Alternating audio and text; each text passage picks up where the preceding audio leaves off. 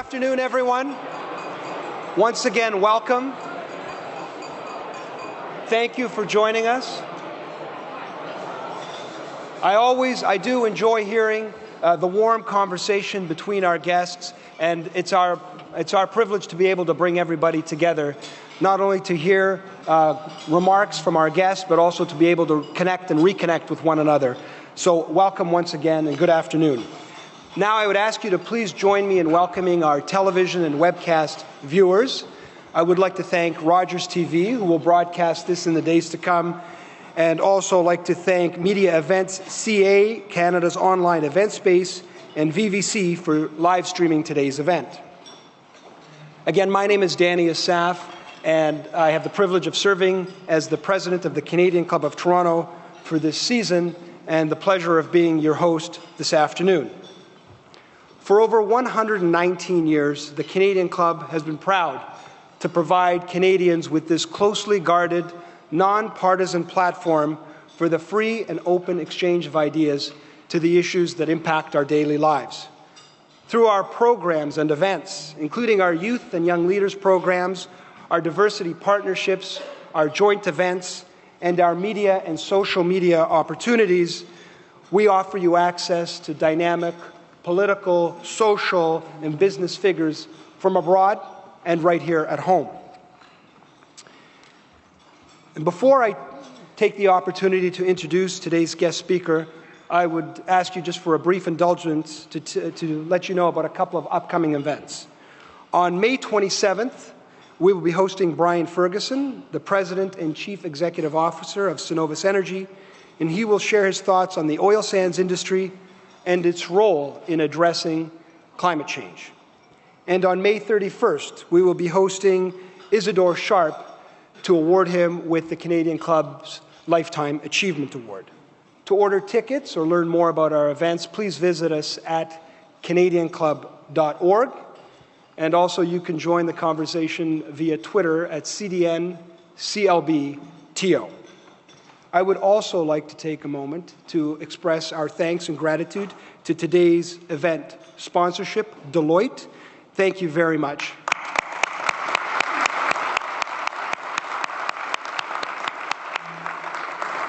Again, as a not-for-profit organization, we're grateful to our sponsors who allow us to be able to put on these events for you like today. Today's topic and today's speaker are things and people we want to hear from. There's a lot of talk today, as we see on the federal scene, for example, with the budget, and talk about critical public infrastructure.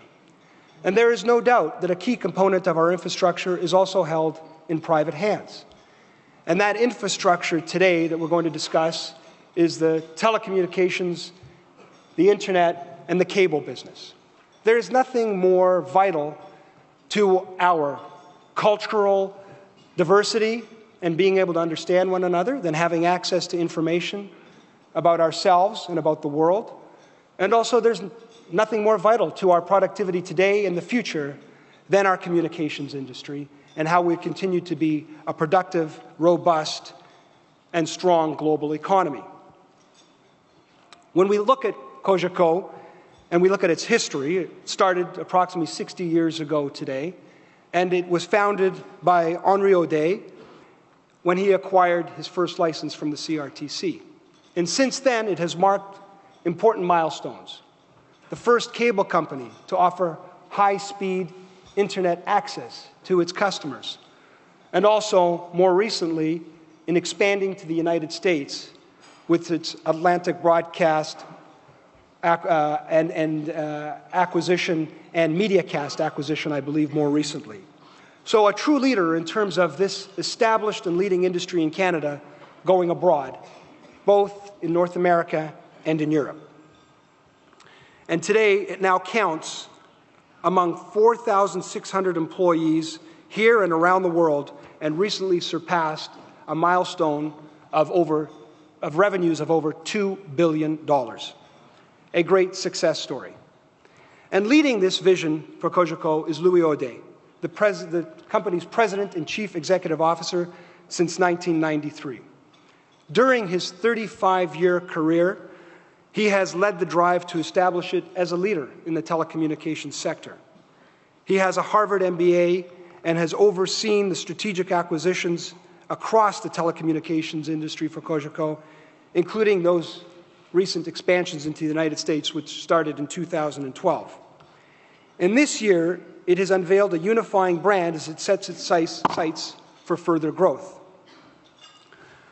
While Mr. Audet has spent time focusing on building this telecommunications leader, he has not shirked from his duties to the community and remained a leader in the community. He was a member of the Fondation du Centre Hospitalier de la Université de Montréal Capital Campaign Cabinet.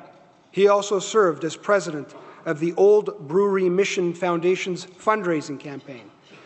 He is a recipient of the Order of Canada, and he has served on a long list of distinguished boards, which include the Canadian Cable and Telecommunications Association, Clerica, l'Orchestre Symphonique de Montréal, the Collège Jean de Brébeuf, the Canadian Association of Broadcasters, and the Council on Canadian Unity. It is now my distinct pleasure to welcome our guest of honor, Mr. Louis Audet, President and CEO of Cogeco Inc.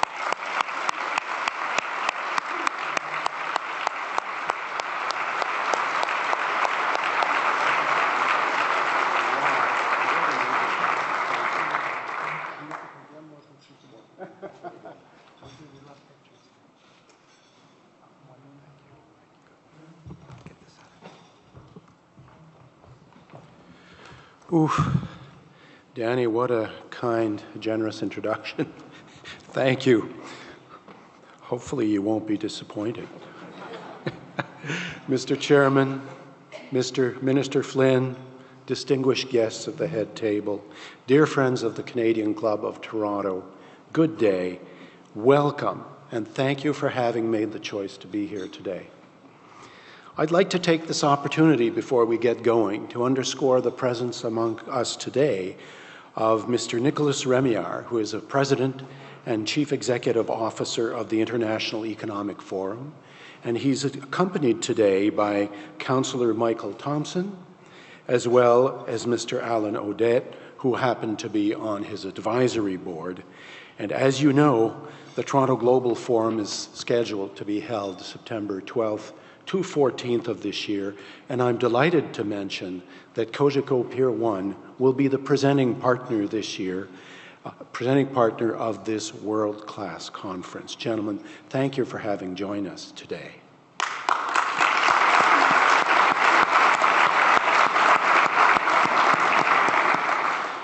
It's an immense pleasure to be here with you to talk about the long-term vision of Cogeco and share a few thoughts about a number of issues of domestic and international policy that are of importance for Canada. Today I'll start with the evolution of Cogeco, our team's vision for the company, its shareholders, its future, its 4,600 employees. We will then address the innovation and productivity gaps that regrettably plague our country, and we will conclude on the role of Canada, our blessed country, on the international scene. Let us begin with Cogeco's strategy. Today, we are witnessing a phenomenon without precedent in the communications world. Every month, 72.4 exabytes of data transit around the globe. For reference, for those who forgot their basic math, an exabyte is 10 exponent 18. And that traffic is growing at the rhythm of 23% per year. And I will remind you, for comparison purposes, that it is estimated that 5 megabytes is all the spoken word that has been spoken by the human race up to this point in time. So that makes for a lot of data. Cogeco, Cisco, who are here today and who produced this study, tell us that this will go on for a long time, and I will add that this will go on for decades.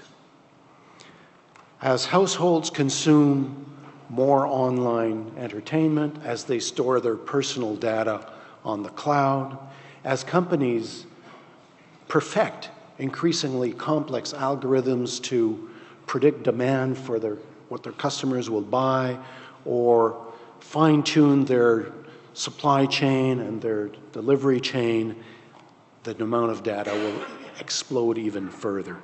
And it's going to compound inexorably. This is powerful testimony to the interconnectedness of our world. It's accompanied by another trend. More and more companies are reaching the conclusion that owning their own data center is too expensive, makes no economic sense, and is in fact not part of their core competencies.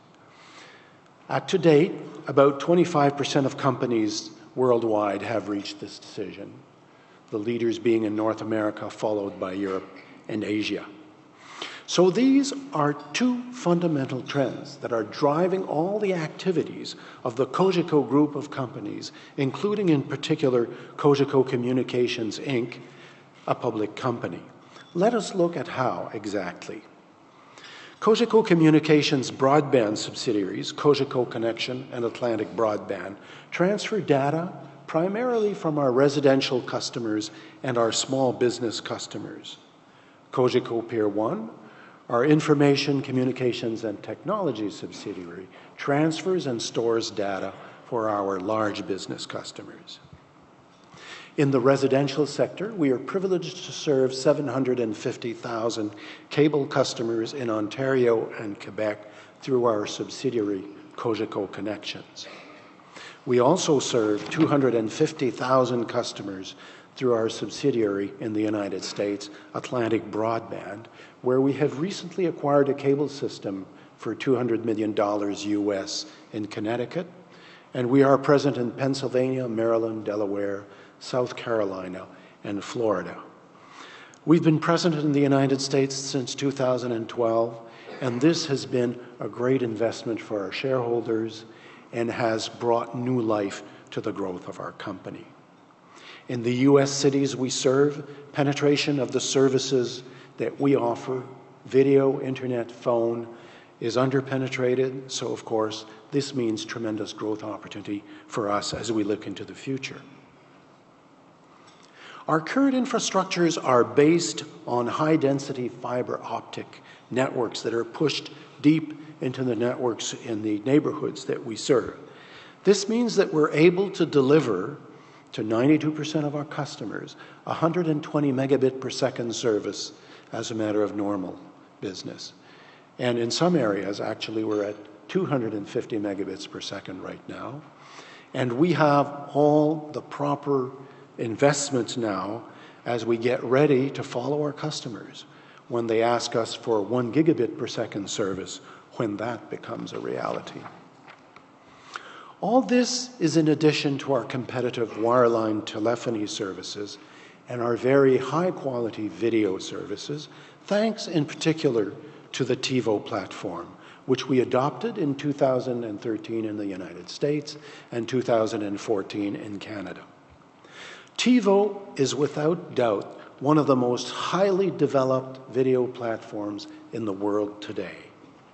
The feedback from our customers is that TiVo has literally transformed their viewing experience and that they would not give it up at any cost.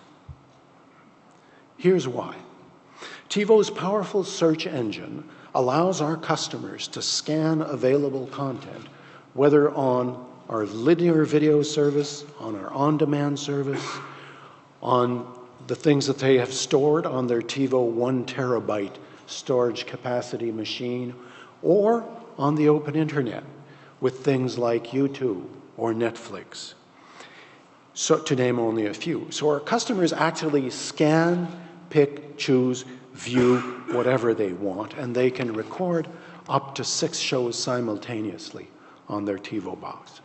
In fact, content is transferable from one television set to the other, and content is manageable and viewable both on the tablet and on the smartphone. The TiVo system will actually, based on past viewing habits in the home, decide on its own to record things that people forgot to tell it to record. So that's pretty interesting. Another interesting asset of the TiVo strategy is that it incorporates video viewing over the top into the viewing experience, thus making over the top an ally as opposed to a competitor. On March 1st of this year, we introduced our smaller video packages to accommodate customers, including the so-called skinny basic, as well as smaller packages and a la carte offers. These a la carte offers which were due only December 1st, but we decided it would be a good idea to start doing it now. We're comfortable doing this because we know that if we don't give our customers what they want, they will find it somewhere else. So we're prepared to give them what they want. We are confident today that customers who want to choose fewer channels and pay less can do so, while we have the ability to make sure that we maintain our absolute EBITDA margin in the interest of being able to make investments. And I'll get back to that in a second. We're looking to buy other independent U.S. cable companies, of which there are a good number available at reasonable prices, which regrettably is no longer the case in Canada. It goes without saying that we will proceed with discipline and rigor and determination. I'm sure you've gathered that our fiber optic infrastructure is already extensively built out and has been, in fact, for many years, even though some of our competitors are claiming title to it. As a result, this infrastructure generates superior financial returns for our shareholders. That is not necessarily the case for our competitors, the telephone companies who continue to invest heavily, despite the fact that Verizon has clearly demonstrated in the United States that that strategy does not earn an appropriate return. And I would add that some of our competitors are more concerned right now with contesting the rules of the game in court, which is far from serving the best interest of customers. But I will close that critical parenthesis and move on. Turning now to our business customers. In 2008, we decided to move into serving large and medium-sized businesses. Gradually, through various acquisitions and build-outs, we put together our Cogeco Pier 1 subsidiary, which operates high-density fiber networks that are deployed deeply into Toronto and into the Greater Toronto Area and the Greater Montreal Area, and they are devoted to the carriage of huge amounts of data for our large and medium-sized business customers. Of course, our subsidiary, Cogeco Connexion, also provides fiber facilities to interconnect all of this from Windsor to the lower St. Lawrence, the corridor in which 60% of Canadians reside. Thanks in part to our 2013 acquisition of Pier 1 Hosting, we have built a network of data centers which we have rationalized from 21 to 17. And today they total some 400,000 gross square feet of hosting capacity. And on September 18th, we inaugurated a brand new 100,000 gross square feet data center in Kirkland, a suburb of Montreal. The eventual total investment of this decision will be in excess of $100 million. And that goes a long way towards confirming the confidence that we have in this industry. Our 17 data centers are located in Canada, the United States, the United Kingdom, and through them, we actually give other companies access to the Northern European market, the North American market, Central American and South American markets, including through 50 points of presence, one of which we just opened in Mexico City about a month ago. We host major corporations who come to us and entrust us with hosting and preserving their data in highly secure environments. Other companies come to us to store their business applications and put their e-business applications on our infrastructure, taking advantage of the full network of data centers as opposed to picking one dedicated location. So we host customers from all over the world that come from Europe, China, India, Russia, Asia, all over the world. Looking now at our media operations, they are 100% held by Cogeco Inc., also a public company, which happens to hold the controlling stake in Cogeco Communications, of which I've been speaking for the last few minutes. Cogeco Media operates 13 radio stations in the province of Quebec, and it operates the leading radio stations, 98.5 FM, Rhythm FM, CKOI, The Beat, all market leaders in Montreal. Cogeco Media generates sales of $100 million annually and generates a dynamic contribution for the economy of Montreal and the province of Quebec. Moving on now to other subjects. Cogeco was a major beneficiary of the Quebec Stock Savings Plan, which enabled us to complete our first public offering in 1985, when our sales were only $20 million. Today, 30 years later, as Dan has said earlier, thanks to a strategy combining wide acquisitions with internal growth, our sales will exceed $2 billion. That speaks volumes about the growth this company has enjoyed under an outstanding team that I am extremely proud of, and of which many members are here with us today. We've defined our mission as follows: powerful connections for our customers, genuine connections with our customers. And that goes to the heart of what we believe, and it rests on 5 fundamental values, which come from our founder, our father: commitment to service, teamwork, innovation, respect, and trust. And we strive to live up to them daily, wherever you are. By way of example, in 2005, for the 7th year out of the last 9th, Cogeco Connection won the highest customer service award presented by Service Quality Measurement Group as an operator for telecom in all of North America. So when we talk about customer service, we're actually serious about it. As you can see, Cogeco has a sound financial structure, it has exciting projects going forward, and it is adapted to a communications world that has ramifications throughout the globe. Cogeco is looking at the future with confidence, and we think that we must continue to support Canadian-owned companies.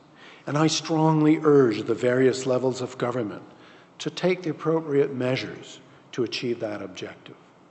I will talk more about these issues a little later in this presentation, which brings us to the topic of what we could do to help Canada become more competitive, what our country stands for, the role that is ours to play in the world, and how to thrive in a world of unlimited interconnections and exchanges. A lot has been written about the low growth levels currently prevailing in developed economies. Some of this, of course, is unavoidably linked to the transfer of wealth to developing countries, whether they're in Asia, India, China, South America, and eventually Africa, who aspire to the same standards of living that we've been enjoying for numerous decades. And that, of course, is perfectly normal and in the order of universal social justice. There's another component, however, that is ours to address, that we have means to improve. What I'm talking about here is the great Canadian research and development, which I will call innovation for the sake of discussion as we move forward, research and development and productivity deficits. On this subject as well, a lot has been written, which all of us have seen. And there's also an investment deficit, which has been deplored by many think tanks and politicians. I hasten to add that I don't claim to be a specialist on the subject of research and development, although our companies do make ample use of innovations that we create, innovations that others create by virtue of the nature of our operations. However, I can tell you a lot about capital investment. That we know a lot about because we make a lot. This year, the Cogeco group of companies will invest $460 million, or 60% of our operating cash flow. 30% will go to debt repayment, and 10% will go to dividend payments. The testimonial I'd like to share with you today centers on our innovation and productivity deficit, a direct result of underinvestment.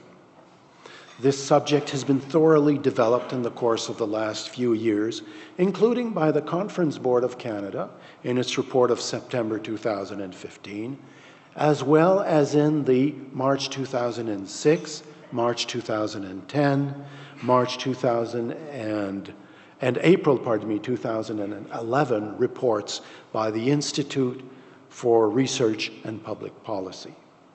Every federal minister of industry that I have witnessed in my active career has been obsessed with this subject, one way or another. Yet, we are not satisfied with the outcome, or should I say, lack thereof.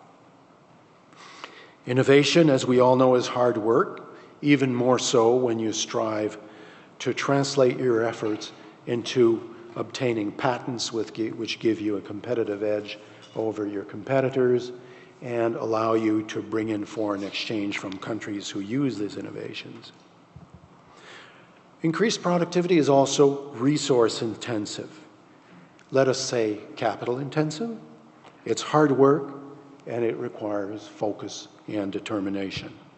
Common to both of them is the need for capital, for investment. So there is the need for owners of capital to be willing and eager to support new ideas and, above all, take risks in the pursuit of returns. And with all due respect, I do ask you the question, are Canadian financial markets really up to it? To attempt to answer this vital question, I would like to summon two examples. The first one refers to the period extending about from 2000 to 2006. And I'm referring to what was then the income trust frenzy. I remember this period vividly for a number of reasons. I remember that investment professionals loved this form of organization, where capital expenditures were encouraged to be as low as possible, and so-called tax-free distributions as high as possible. The stock market rewarded companies that had chosen this form of organization through higher trading multiples. Operators were, in fact, encouraged not to invest in new ventures in order to return more cash to investors. The logic being that investors would diversify their portfolio as needed. But the frenzy was so intense that it betrayed the pervasively flawed logic behind investor expectations, that returns can be achieved easily without incurring risk. Now, anyone who's taken Finance 101 knows that it cannot be so. Yet the frenzy lived on until the then finance minister, James Flaherty, removed the tax advantage on October 31st, 2006.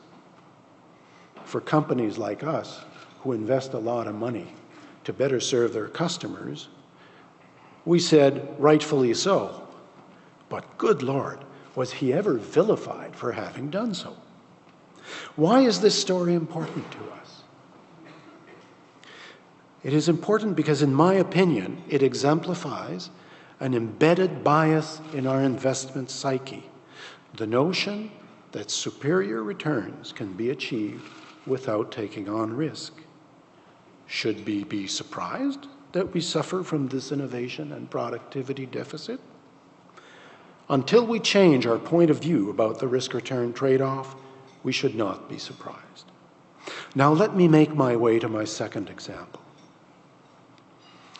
A growing, prosperous economy needs many ingredients, key among them demographic growth and exports. Many economists have clearly demonstrated the positive correlation between economic growth and demographic growth, and they're usually positively correlated. In mature economies such as our own, cursed with low birth rates, the solution is immigration. Now, Canada and Australia have been leaders in welcoming immigrants. First-generation immigrants in Canada represent 22% of the Canadian population. And the Greater Toronto region is a wonderful example of how this can be achieved harmoniously, a model for the world, I would say. Yet, when the migrant crisis developed in the Middle East 4 years ago, our country did everything that it could to look the other way and pretend it wasn't happening. Our leaders were instead encouraging us to consider our own little well-being and focus on saving a few $100s on our tax returns. Thanks God we shook ourselves out of that apathy, and now we are setting an example for the world to emulate of how a blessed, prosperous, democratic country like Canada can do its share and help resolve a planetary crisis and remedy its demographic deficit at the same time.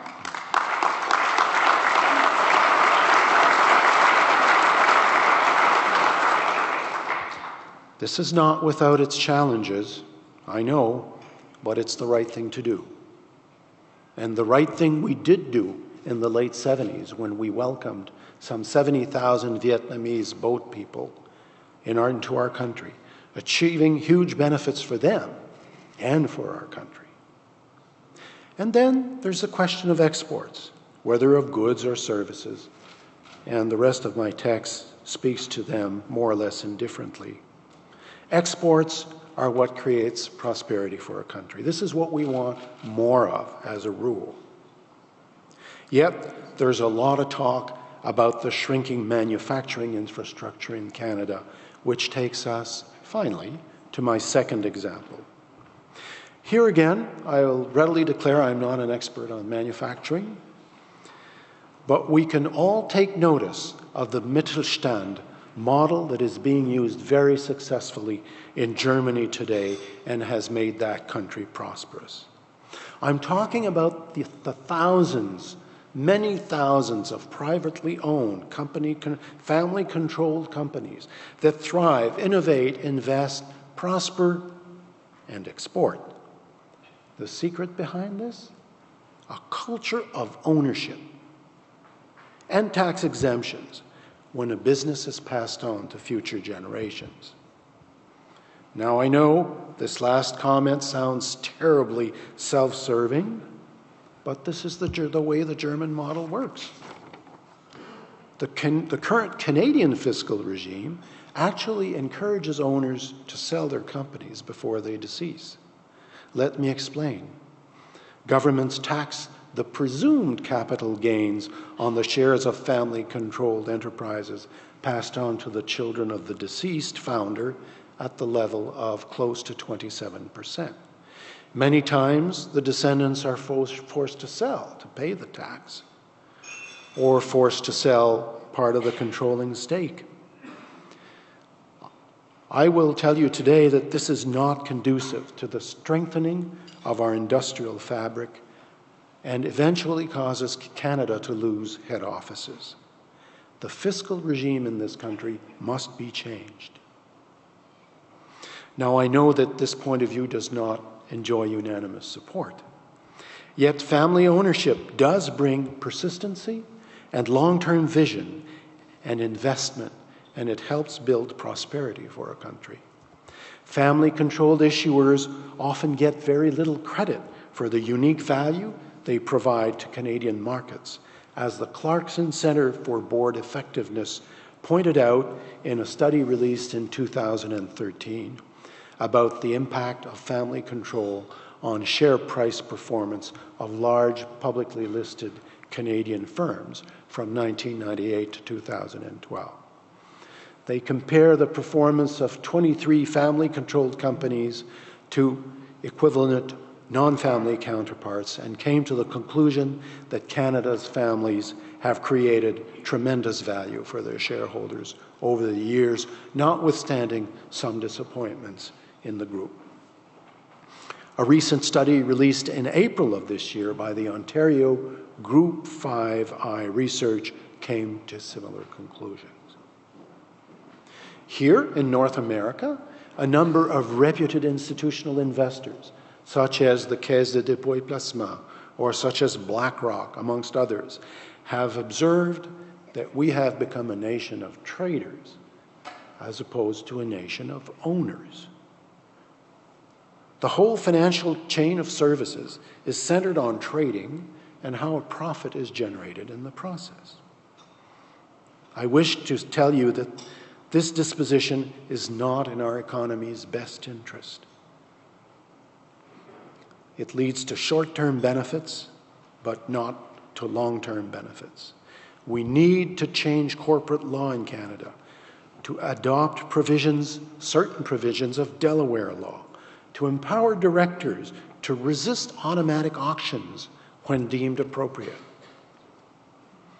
Building an industrial infrastructure is not about holding auctions to sell our inheritance. Investment horizons have to lengthen substantially, and yet investments do bear some risk, and mistakes can happen. That is what we call the risk-return trade-off, and it's normal and unavoidable.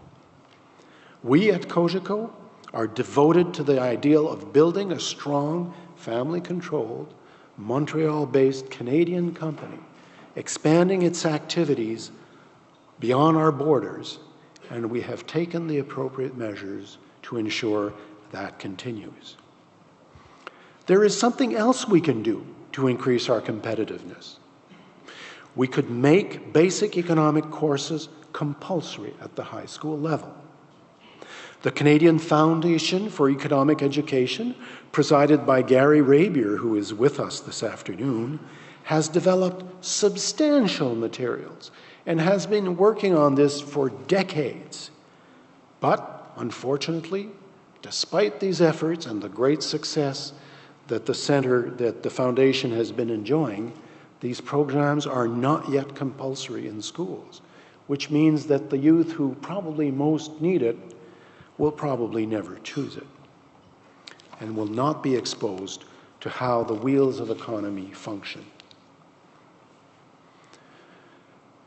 Regardless of the challenges and problems we have or feel that we have, we Canadians are the most blessed people on earth in all respects.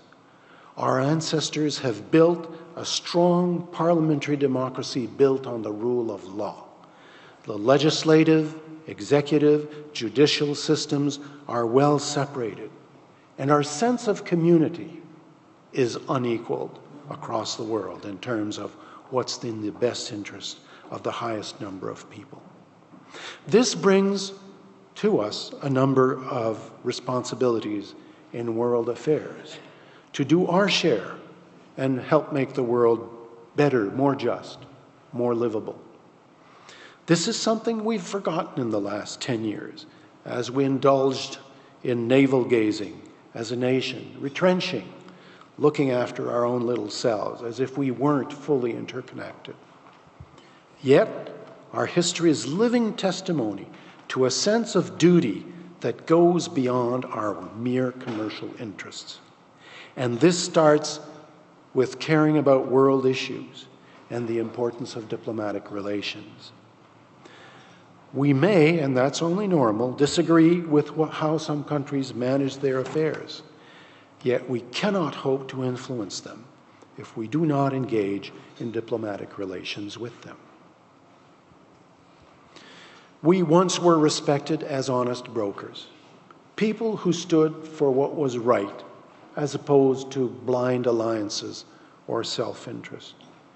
There is no reason why we could not, as a nation, recover this moral leadership and recover this position that has always been ours, siding with the oppressed when necessary to help correct injustice. The United Nations, despite all of its recognized imperfections, remains a focal point for international involvement. Let us, Canadians, contribute actively and sensibly in the deliberations of the United Nations to bring about a just world. Ladies and gentlemen, let us rediscover the Canada that is open, tolerant, multicultural, and generous, and the one that we love. Let us rediscover the Canada that is truly us. Thank you. Have a great day.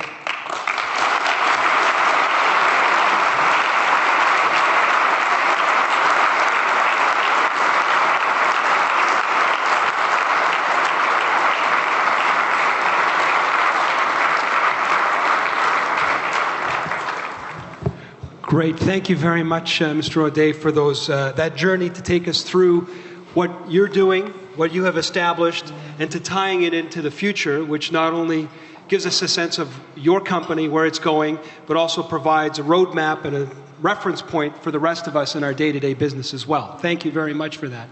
We do have a few moments, and Mr. Audet has generously made some time and would welcome some questions if we have any from the audience. Our staff and our volunteers have mics if someone has a question, and we will get a mic to you quickly. Anybody? Right here. Alan. Sure. You can take my mic. There you go. From here. Louis, it's great to see you here in Toronto today, and I'm inspired by the comments you've made. In our lifetime, there's not too many big companies going to come to Canada. We're going to have to grow them. What can the business community do more of, better or differently, to lead this charge? Government really cannot do much more. What can business leaders like you do more of, and how can we inspire them to do that? Well, now you're dragging me out of my zone of comfort, so I'm not sure I have the answer, but my experience has been in the past that we do a lot as businesses to try to preserve our turf. But of course, if you want to attract other companies, you have to open up. And I'm not sure the regulatory regime is conducive to opening up. And probably our own self-interest doesn't make that easy. Now, this is a general statement. I am not a specialist on the subject. What I've shared with you today are my thoughts. I haven't really thought of that question, but that would be my initial reaction. I have a question in terms of your comments about, again, back to leadership in this industry and what your business means to this country, and also how we can use our platforms to advance this broader agenda, social as well as economic. And I know you had made some comments on Netflix, which were a little bit out of sync with maybe some other voices and leaders in the industry. Yeah. And you had an interesting perspective on how access to information and to innovation should be paramount to particular economic or business interests. Can you tell us what I'm not sure I've got it, but I'll try. Okay. So the issue was around Netflix. A number of players in Canada were making the observation that It should not be allowed to operate in Canada because it did not pay contributions to our Canadian programming funds, for example, the Canadian Media Fund. And that, of course, is a preoccupation that we all share. So I was in agreement with the concern, but I was not in agreement with the solution. Because you see, what happens is that things deteriorate over time. Currently, we have in the Quebec legislature something that will limit online gaming if people are not registered with Lotto Quebec. And that, of course, is destined to bring more revenue to Lotto Quebec and balance the province's budget. But this is the problem with intervention. So you stop Netflix, maybe you stop the gaming companies, right? Is that socially acceptable? Who knows? But then what's the next thing you're going to stop? And then the next, and then the next. Where do you set the limits? We've set the limits as a society, not just Canadian, but as an industrial world has set the limits around serious criminal offenses. That's where the limits have been set. If you try to encroach on them, other problems will happen. And you might find yourself in some countries where, in fact, you can't really say what you think. And that's the reason. And we know where that leads. So that's always, when there's innovation and change, coming back to principle is always a good strategy. Thank you very much, Mr. Audet. A real pleasure. Thank you. Thank you.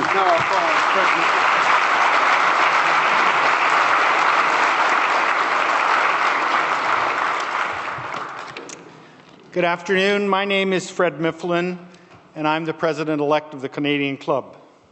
Monsieur Audet, I want to thank you for sharing your insights with us today. Through your leadership, Cogeco has diversified to become a major player in the telecommunications market. You have always set your vision on growing strategically in markets where you can compete to win. It's also clear that you are a man of conviction and don't hesitate to express your views on economic and social issues that are thought-provoking. We appreciate the way you're using your leadership experience to demonstrate how business growth, innovation, risk, and corporate social responsibility can coexist to address societal needs. Thank you again. Please accept our best wishes for Cogeco's continued success.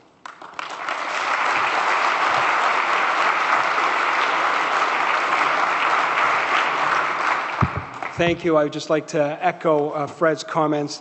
And there is no doubt today we are better off for having heard the remarks of Mr. Audet, both as a reminder of the challenges we face and also an example of a path forward for us all to grow out of our comfort zone and to take those leadership positions when we feel we need to. I would also now like to take an opportunity to thank Deloitte again for its sponsorship and support of today's event, and Air Canada. Thank you very much.